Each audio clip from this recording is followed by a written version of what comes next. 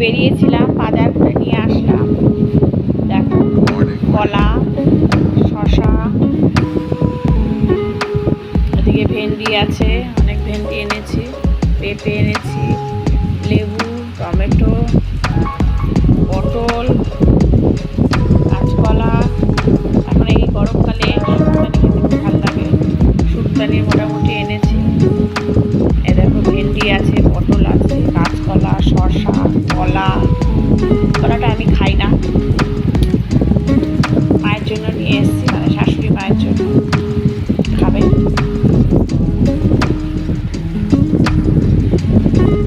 বাজার করা কমপ্লিট, বেরিয়েছিলাম বাইরে।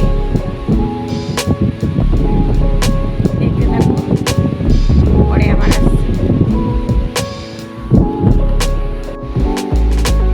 প্রচণ্ড গরম পড়েছে, একটু বেরিয়েছিলাম, বাজার করে নিয়ে আসলাম, সবজি বাজার। দেখতে থাকো কি বাজার করলাম।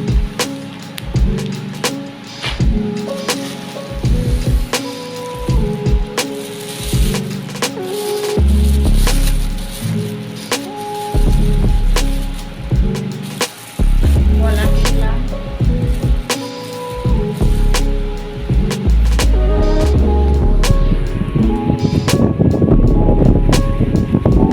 আর তো এই যে আছে শশা,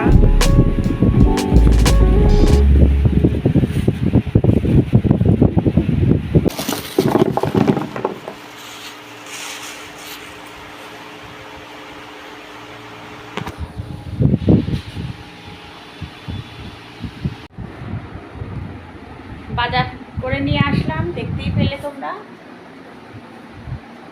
সারাদিনের কাজ হয়ে গেছে, রান্না বান্না সবই, স্নান টান কাছাকাছি সব হয়ে গেছে, কিন্তু ঘরটা এখন একটু গোছাবো। বিছনাটা মোটামুটি গোছানো আছে, তাও ঘর আমি এখনও গোছাবো। মানে আমি আর সময় পাইনি, কারণ বেরিয়েছিলাম বলছি। কিছু জিনিস এখনও গোছানো বাকি আছে, করে। দেখো কি গরম পড়েছে, প্রচণ্ড রোদ উঠেছে।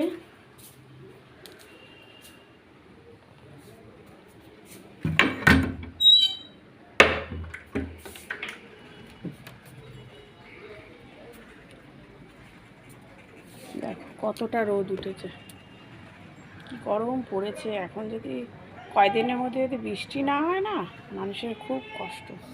সবার ঘরে তো আর এসি থাকে না যে একটু ঠান্ডা হাওয়া খেয়ে নেবে, এত গরম। দেখো গাছগুলো কেমন, জল দিয়ে রোদ, তাও দেখো শুকিয়ে শুকিয়ে যায়।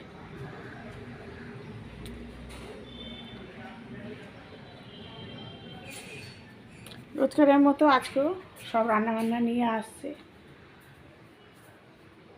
এখানটা মেয়ে পড়াশোনা করে, তোমাদের মনে হয় দেখিয়েছিলাম, তাও আরেকবার দেখিয়ে দিলাম।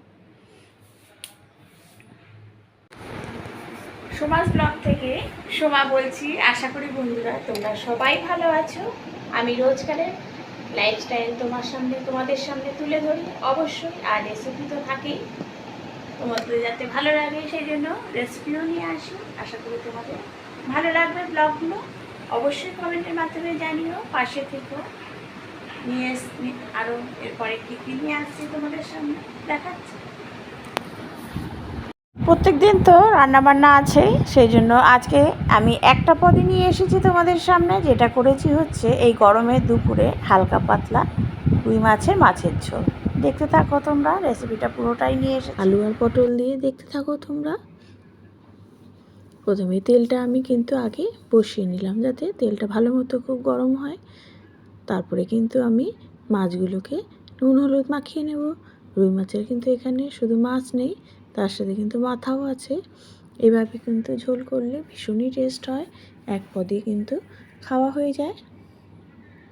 নুন হলুদটা খুব ভালো করে মাখিয়ে নিলাম। এবার কড়াইয়ের মধ্যে আমি একটু তেল দিয়ে, তেলটা যখন গরম হয়ে গেছে দিয়ে দিলাম একটু নুন দিলে কিন্তু মাছগুলো একদম লেগে যাবে না কড়াইয়ের মধ্যে, সেই জন্য নুন দিয়ে মাছগুলোকে ভাজবে। এর ফলে কড়াইয়ের মধ্যে আর লেগে যাবার ভয় থাকে না। এক এক করে আমি সব কটা মাছই ভেজে নেব। বেশ কিছুক্ষণ ধরে ভাজবে, তাহলে মাছগুলো কিন্তু বেশ ভালো ভাজা হয়। গ্যাসটা মাঝারি আঁচে রাখবে, ফলে মাছগুলো ভালো করে ভাজা হবে। এবার মাছগুলোকে কিন্তু আমি এক এক করে তুলে নেব।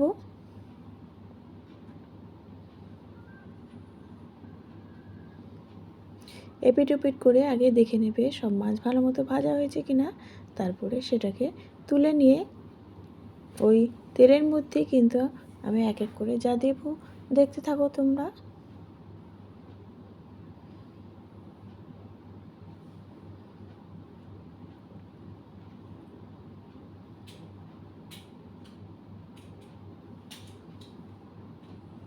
দেখো চিপে চিপে কিন্তু ভালো করে ভেজে নিচ্ছি, যেহেতু তেল কম সেই জন্য কিন্তু মাছ খুব ভালো করে ভেজে নিচ্ছি।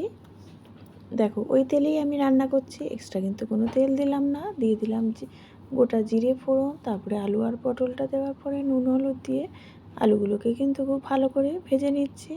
মাছগুলো দেখো কত সুন্দর করে ভাজা হয়েছে।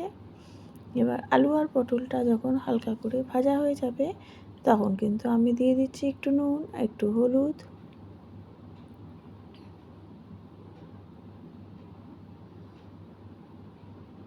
আর দিয়ে দিচ্ছি হচ্ছে ভাজা জিরে আর ধনের গুঁড়ো, আর তার সাথে একটু আদা, আর দিয়ে দিচ্ছি কাঁচা লঙ্কা। নুন হলুদ সব দিয়ে কিন্তু এবার মশলাটা কিছুক্ষণ নাড়াবো, বেশিক্ষণ নাড়াতে লাগবে না, কারণ এখানে ভাজা জিরের গুঁড়ো আছে, ফলে এটা কিন্তু বেশিক্ষণ কষানোরও দরকার নেই। তারপরে দিয়ে দেবো হচ্ছে একটু জল, আর এই পাতলা ঝোলে কিন্তু আদা গ্রেট করে দেবে, এতেই বেশি ভালো লাগে। মাছের ঝোলের গন্ধটা ভালো হয়, খেতেও টেস্ট হয়। দিয়ে দিলাম হচ্ছে মাছগুলো, মাছের সাথে মাথাগুলোও দিয়ে দিলাম, যাতে খুব ভালো মতো ফুটে যায়। যেরকম ঝোল খাবে সেরকম ঝোল রাখবে, এতে কিন্তু কোনো অসুবিধা নেই। বেশি ঝোলেও কিন্তু ভালো লাগে এই মাছগুলো, এই মাছের ঝোলটা। এইভাবে যখন দেখবে যে আলুটা ভালো মতো সেদ্ধ হয়ে গেছে, দিয়ে দেবো একটু ধনেপাতা। ব্যাস, একদম সিম্পল হালকা পাতলা মাছের ঝোল। কেমন লাগছে অবশ্যই কমেন্ট করো। Thank you.